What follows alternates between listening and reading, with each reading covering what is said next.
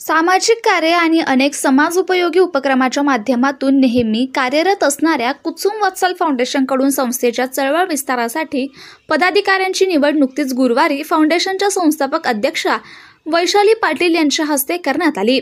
आत्मनिर्भर समाज बांधणीसाठी, निराधारांना स्वावलंबी बनवण्यासाठी, अनाथ, अपंग, गरजूवंत आणि मागासलेल्यांना आधार देऊन लोकप्रवाहात आणण्यासाठी सहकार्य आणि सहभागातून कार्याला गती मिळेल यासाठी ही नियुक्ती आहे, असे प्रतिपादन वैशाली पाटील यांनी केले।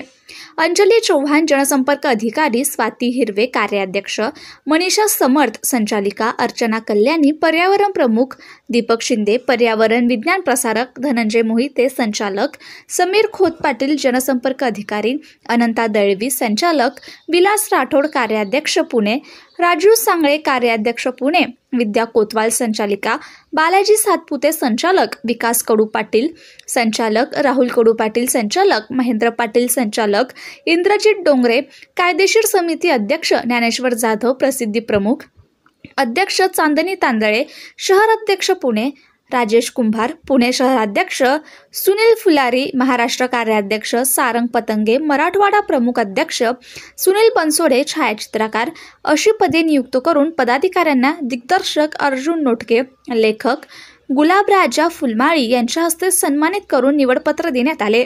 या प्रसंगी मनीषा गिरमे यांचीही उपस्थिती होती। कुसुम वत्सल फाउंडेशनकडून राबविण्यात येणाऱ्या आगामी उपक्रमाबद्दल चर्चा संस्थापक अध्यक्ष आणि पदाधिकाऱ्यांनी यावेळी केली। चांदणी तांदळे यांनी फाउंडेशनच्या वतीने पदाधिकाऱ्यांना शुभेच्छा देऊन उपस्थितांचे आभार मानले।